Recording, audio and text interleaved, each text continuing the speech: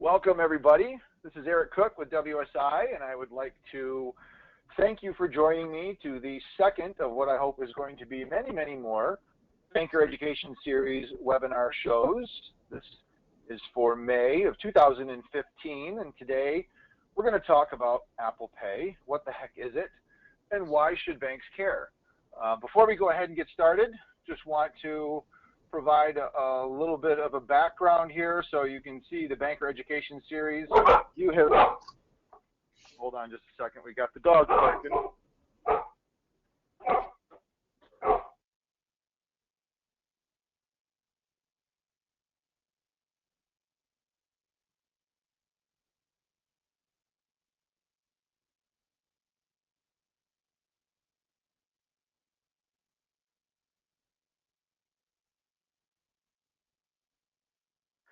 Okay, I'm back. Did I mention that these webinars are also live?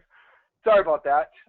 Yeah, so the Banker Education Series, you can see we've got the Apple Pay here, but if you did not get a chance to join us last month, we do have the archived recording for the .bank webinar, and you can access the recording here. And to keep up with the updates for future announcements, you can go ahead and click on the sign up for email reminders right there. And that'll get you on the email list. So some of you may have actually heard about this through Twitter or possibly through LinkedIn. So you can get on the list and join us that way.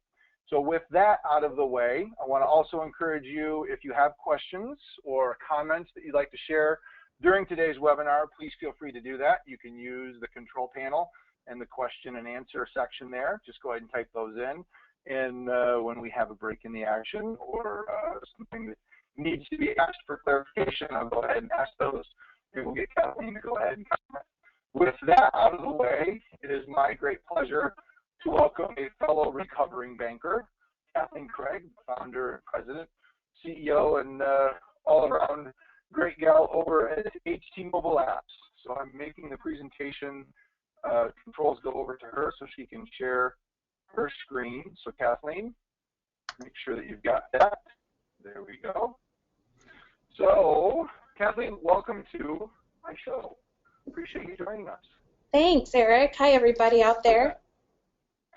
And my dogs say hello to you as well. That's perfect. I know how that goes. Yeah. So as Kathleen and I were talking about kind of getting today's session started, and this is one of the things that I've been keeping an eye on because I was a banker for 15 years, and Kathleen was as well. Payments have evolved, and while we're certainly focused today on Apple Pay, I think Apple's involvement in the whole mobile payment arena, I think, validates that the checkbook is no longer going to be the de facto standard of how people get paid, and we're moving this into much more of a digital arena. We've seen services like PayPal and others put together ways to do person-to-person payments, and then some other apps on a case-by-case basis come along. But now that Apple has thrown its hat officially into the ring, I've got a lot of bankers that have asked me, should I care? Is this something that I should be threatened by? Is Apple going to open up its own bank and they're going to be competing for my deposits? And community banks sometimes don't have the resources that larger banks do, and how do we participate in that? And a lot of data centers are starting to make it possible for you to participate in Apple Pay. So I heard a session with Kathleen at the Bankers Conference here in Michigan talking about kind of mobile and payments, and thought it would be really great if she could come on and share some of her insight with us. So with that as a way of background, Kathleen, I'll go ahead and turn the microphone over to you. It is all yours. All right, great.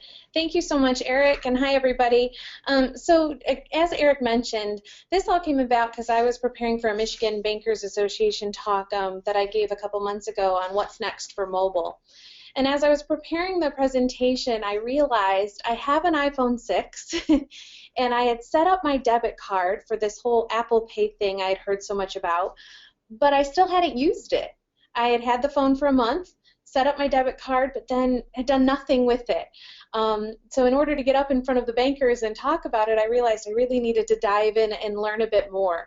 And so today we're going to talk about some of those insights that I found out and how I what I've learned. I definitely don't know everything, but I will attempt to tell you what I do know and answer any questions you have. And we're hoping today you at least walk away getting what Apple Pay is. I've seen a lot of buzz. There's articles coming at me every day in some form about Apple Pay. But again, I think it's important sometimes to just give the basics of what something is. So that's what we'll talk about. With that, here's our overview. We're going to talk about mobile adoption as it relates to payments to set the stage. We'll talk about what is Apple Pay specifically, why should you care about Apple Pay, a few best practices for engaging your customers in Apple Pay. So mobile adoption. 84, just to level set us, I think a lot of us know a bunch of these stats, but always good to kind of see where we're at. So 84% of the U.S. adult population currently has a mobile phone. 59% of the U.S. population have a smartphone. Only 10% of that 59% of smartphone users have made an in-store mobile payment. So only 10% of 59%. That means it has not yet reached critical mass. But here's what's interesting. 10% of the smartphone owners now have an iPhone 6. That's how quickly this new technology and products by Apple get picked up. And 30% of iPhone 6 owners have made an in-store mobile purchase. So what does this mean? The needle is moving, and it's moving quickly. Is it novelty? Is it just the new thing? Well, we're not sure yet, but with the power of Apple behind it, can we afford to be left behind? Apple has a habit of creating things we never knew we couldn't live without, right? The iPod, the iPhone, right? These are things we didn't even know we needed until Apple told us. So with them getting in the payment space, it makes us all kind of sit up and pay attention. So specifically, let's talk about Apple Pay. What is it? Apple Pay allows you to load your approved debit or credit card to your iPhone Passbook app and then utilize your phone at the point of sale and make easy payments via certain mobile apps as well. So here's where we as banks come in. You have to have your credit card or debit card approved as an Apple Pay card in order for your end users, your customers, to be able to load it on their phone. How does it all work? It is so easy. First, you load your approved debit or credit card into the Passbook app. I had this Passbook app sitting on my iPhone for the past years that I've had an iPhone and never have done anything with it until Apple Pay. But you select the Passbook app, a screen comes up and you pick credit and debit cards, and you simply load in your information. Now you're ready to go. You can utilize your loaded debit or credit card within apps or at the point of sale. You simply, if you look at this image right here, you don't even have to unlock your phone. You simply place your thumb over the home button, hold it up to the point of sale where you would normally swipe your card. It appears, you tap, and you're ready to go and out the door. So easy, so quick. You need an iPhone 6 or later, but now with the Apple Watch, folks with iPhone 5s can also use Apple Pay, so even more people. And then within an app, there's this image down in the bottom right, it's easy, super easy again. Within Apple Pay compatible apps, you simply place your thumb over the home button again and done, paid, ready to go. So why isn't everyone using Apple Pay if it's so easy? Well, 75% of folks still say it is easier to just use a debit card or cash. That was me, right? I had loaded my debit card. It was on my phone, but I didn't get it yet. So it seemed easier to just do what I knew and what I had already always done. 62% have security concerns. As I was preparing for my mobile talk, it was just so interesting to learn how many people still have concerns about mobile banking, mobile technology, mobile anything. So any of you that are bank marketers out there, we have to remember to talk about security because it's still very top of mind for people. We also think there's still uncertainty, right? It does not work every time. The very first time I used Apple Pay, I was at Panera, and I thought, okay, I'm going to give this a whirl. Here we go. My debit card's on the phone. I know Panera takes it because I looked on the Apple website, so I was ready to go. It was morning. There was a huge line, and I went to use it, and it would not work. It would not work. I felt like one of those poor people that have the e-ticket when you're boarding an airline and they're holding up the whole boarding process because they can't get their phone image to come up. That's what I felt like. It was so uncomfortable. And then frontline staff many times are not educated on Apple Pay, whether or not they take it, how it all works, or what to do if it doesn't work, right? In my situation with Panera, it didn't work, and there was nothing the frontline staff member could do. They just kind of shrugged at me and said, okay, give me a different form of payment. Luckily, I had my wallet, or I wouldn't have been able to do it. And many merchants are not yet accepting it. What merchants do take it? More and more merchants every day. There's a full list on Apple's website of who takes it. Most of the big companies are taking it, but a lot of the smaller merchants aren't yet, or if they are, it's not clear. Apple provides a lot of great resources and great tools for merchants. So here's another way as banks that we can come alongside of our small businesses. Pointing them to these great tools, talking to them about what it means. It doesn't cost anything for merchants to accept it. So why do we need to care about all this? And the answer is simple. It's interchange revenue, right? While you can load multiple cards, one card wins. And one card is going to be my primary every time I'm out. So if we wait as smaller community banks to get on the bandwagon, and I've already uploaded a card, what are the odds that I'm going to switch my card to yours once you're ready? And millennials are adopting these alternative forms, and the next generation of mobile natives will drive it even harder.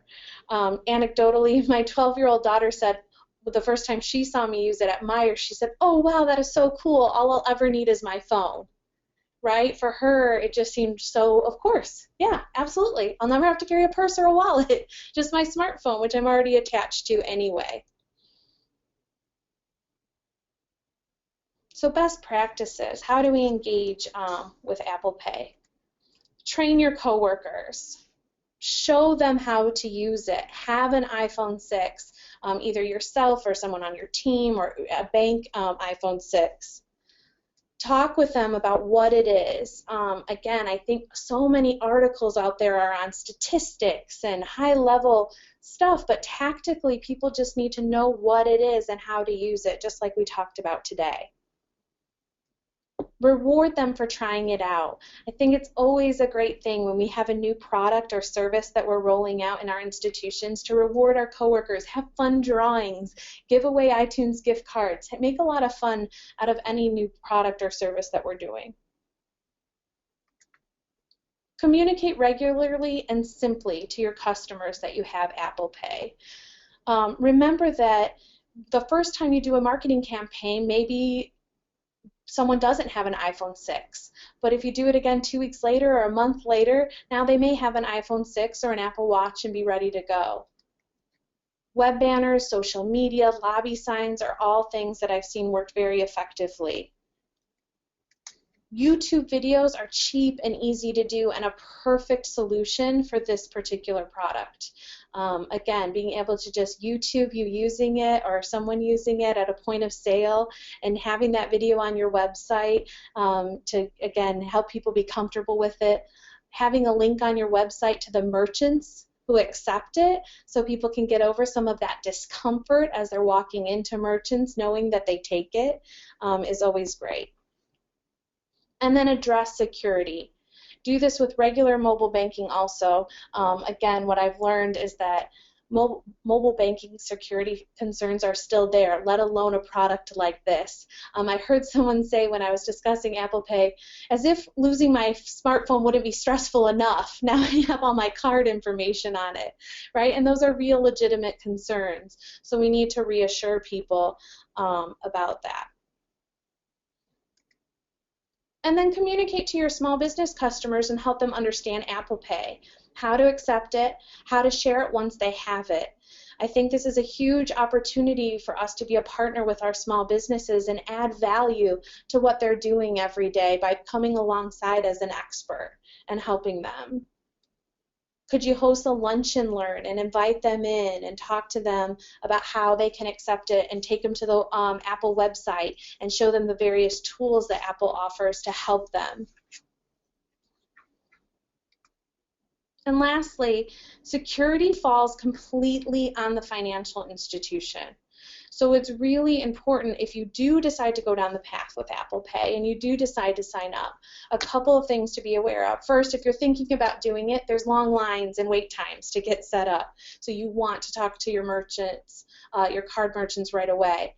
And then the second thing is to not rush into it, because security does fall completely on the financial institution. It is up to you to develop the process for how you verify a card being loaded onto Apple Pay is the real person.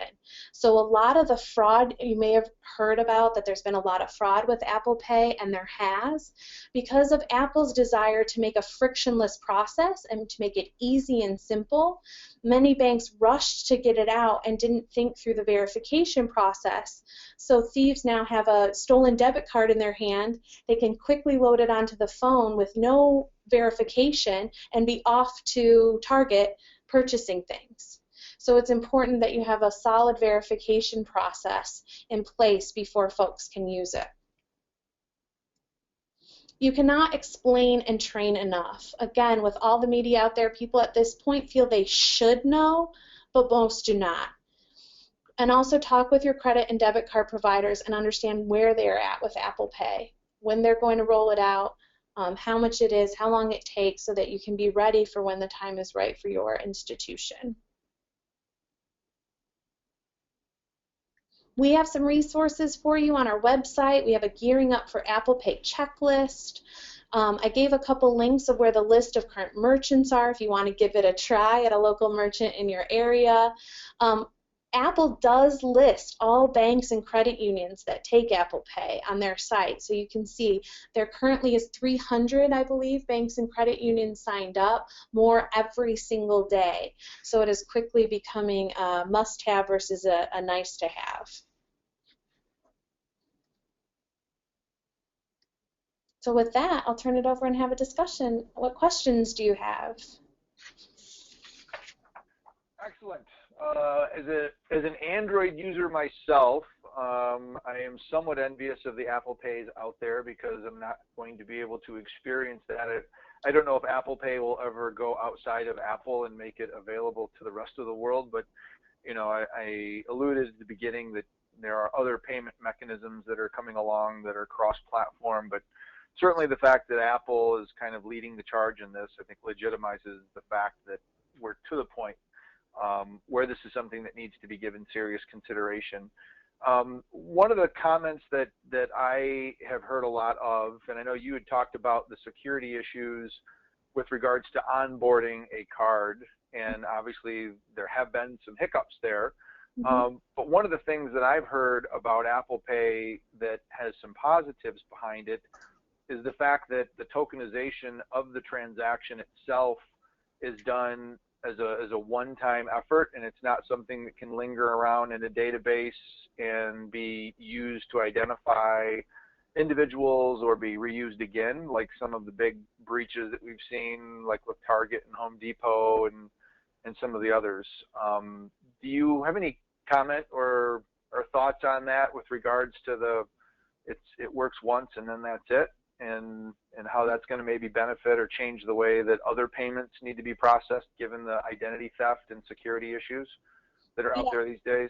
Yeah, absolutely. I think the tokenization is great, again, for the consumer, right? Because what Eric is saying, so when I go to Panera and I hold my thumb down, I hold my phone up at the point of sale, what Panera captures is a one-time token from my phone that represents my debit card. They don't actually then, I'm never actually sending my debit card information to Panera, which is really neat and a really interesting way to do it. And again, really nice, because then my debit card information isn't sitting on Panera servers or P.F. Chang servers. P.F. Chang's had a data breach that was pretty public. Target had a data breach that was pretty public. So that's great from a consumer standpoint, absolutely. with that said, knowing that Apple is holding all these debit cards, I'm sure people are looking to Apple, and we're going to have to keep an eye on their security and make sure they're secure. And again, on a bank side, what we need to make sure is that the person saying they're loading the debit card on their phone actually is our customer and the person that is associated with the account. So that's the security sticky part on our side. Yeah. Maybe talk a little bit about that process, because obviously you're an Apple Pay user and you added a card. What is an example of, I mean, did they ask you for the last 4 digits of your SOCH? Did you have to provide a password that the bank sent you? How did that authentication process work so that Apple knew when you loaded your debit card that it really was Kathleen Craig doing it, and not somebody that found your wallet and decided to start going shopping as you? Yeah, so when I started, only the big banks had it, so I signed up through a larger bank, and they really verified very little. They verified my debit card number, my last 4 of the SOCH was the way they did it, and that was it. It was very simple, very quick. But that, again, when I signed up was in the heyday when they were trying to make it frictionless before all the fraud started happening and people realized they needed to add a bit more authentication. So I've heard things like the full phone number that they have on file with you is a good way, last 4 digits of, again, SOCH, but there has to be some way as the bank has for you to verify who they are, even if that means, again, that they can't then use it till the next day, you know, whether it has to be 24 hours, you need to protect yourself from fraud. Gotcha. Good. We do have a question that I'll ask here in just a second, but we've had a couple of individuals that have clicked on the raise hand icon in the control panel, and at this time we're not using the raise hand icon, so if you do have a question, just go ahead and go to the questions box and type your question in there, and we'll go ahead and we'll ask it for you. So there's a few people, I see them waving at me, but unfortunately we're not going to be able to wave back. But one of the questions Ed asks, what's the process of getting our debit card approved for Apple Pay? You know, where should let's say a community bank is listening, where should they start? Who should they go to? Their data center, their card processor?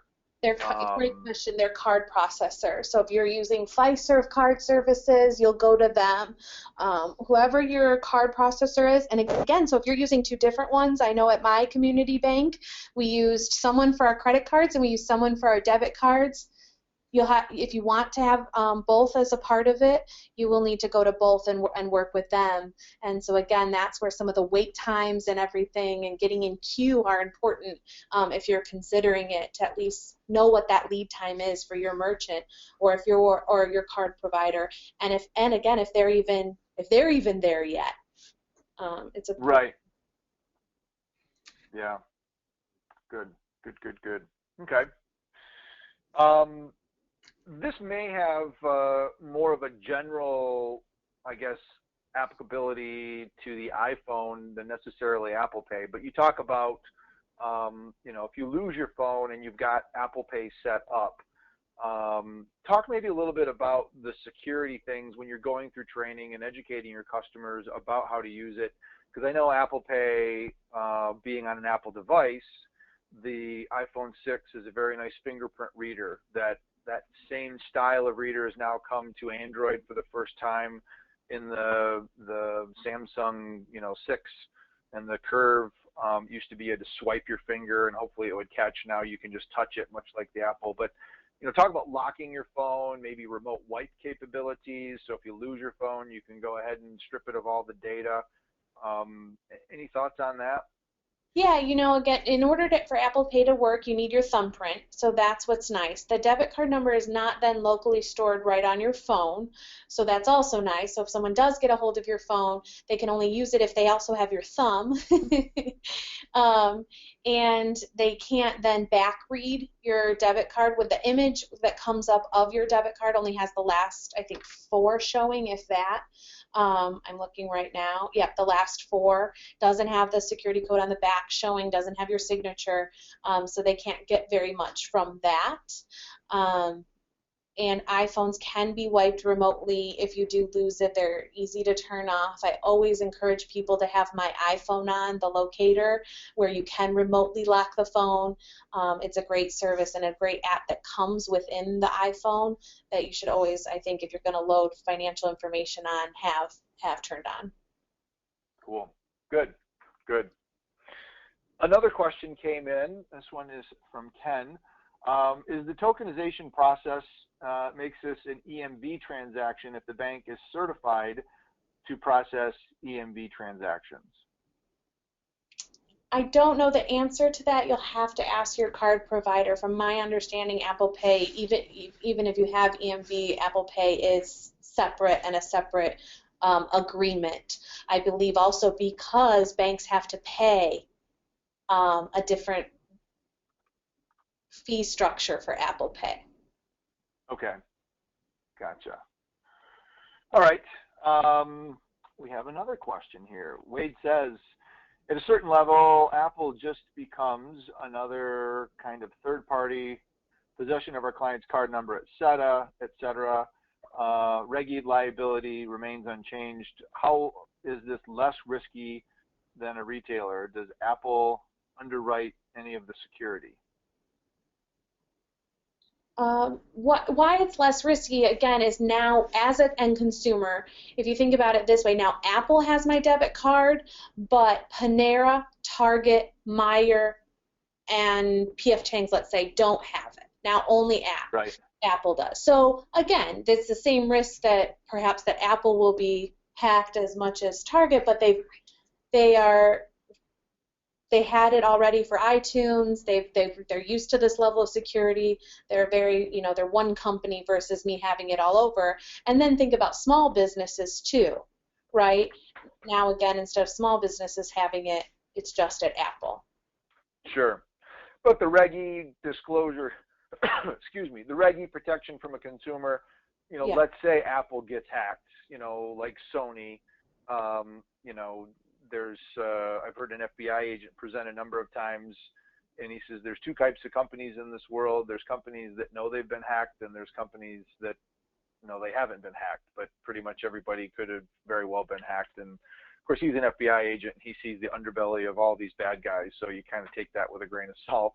Yeah. But Reg E is still there, obviously protecting the consumer. But the hope is, like Kathleen said, that you're not going to have as many of these. Certainly there is a little bit more risk from a single point of failure with Apple kind of holding the keys to the kingdom.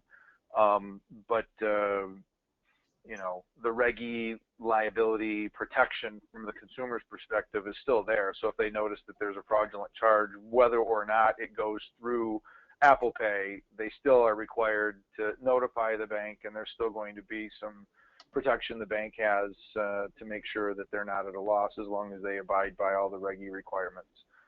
So I don't think Apple is taking that away as part of their process, but yeah, and absolutely consolidating and yeah.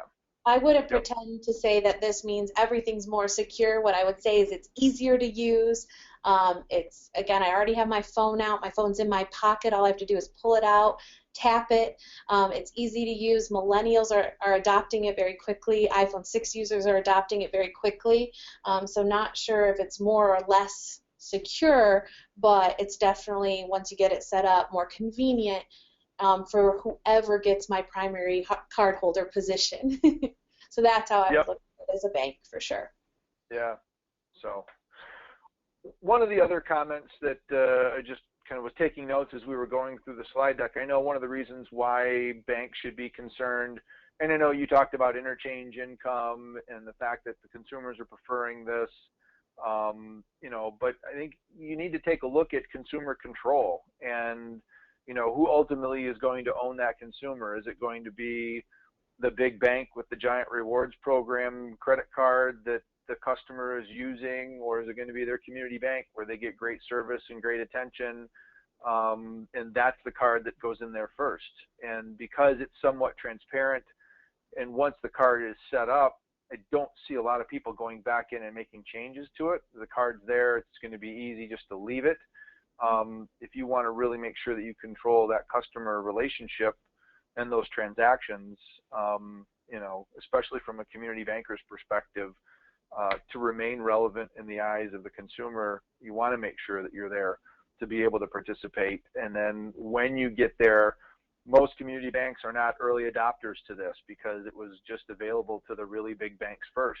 So when you start offering this as a service, as an option for your debit or credit card, like Kathleen said, make sure that there's a lot of education that goes around this so that you teach your customers how to go in and make a change. Hey, we now support Apple Pay. Here's how you can make our card the preferred card in your Apple Pay wallet. And so that you kind of walk them through, whether that's a YouTube video, how-to instructions on your website, a statement stuffer in your statements, if you're still mailing those things, handouts.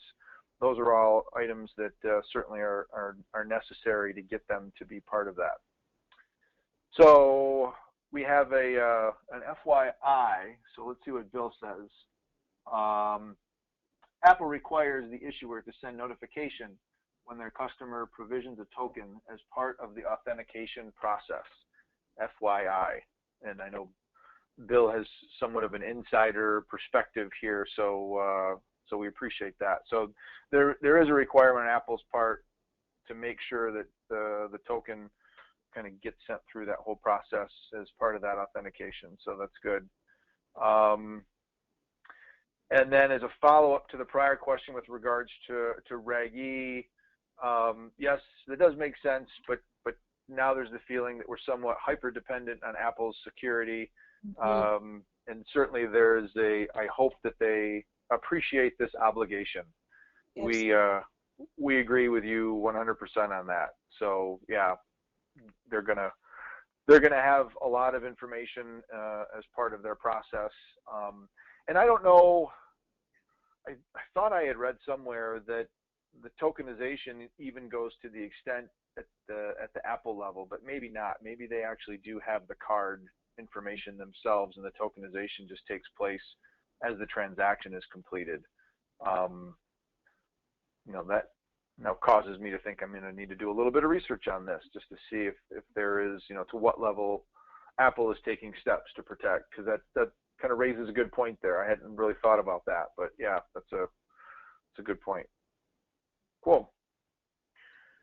Well, it looks like everybody that has raised their hand has now gone in and typed their question. So this is good. And again, if you have raised your hand and have not asked your question, please feel free to type it in the question box, and we'll get that answered for you. So I guess as we kind of wrap this up and bring it to a close, any other closing thoughts that you would like to offer as part of your What the Heck is Apple Pay presentation for today, Kathleen?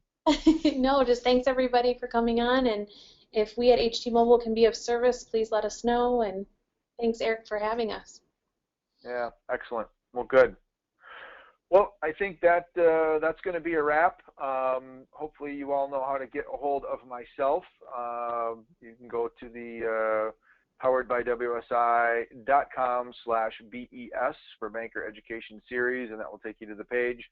That will be the page where we will provide a link to the recording once it is ready. And those of you that obviously are registered, you'll get a notification automatically to let you know when the recording is online and available for viewing, so you can go back, share it with others in your office, and then certainly if you've got any questions, by all means let us know. So we've actually got, I'm kind of going back between 3 or 4 different presentations for next month's Banker Education Series, and we've not finalized it yet because we're still looking at different dates and different speaker options.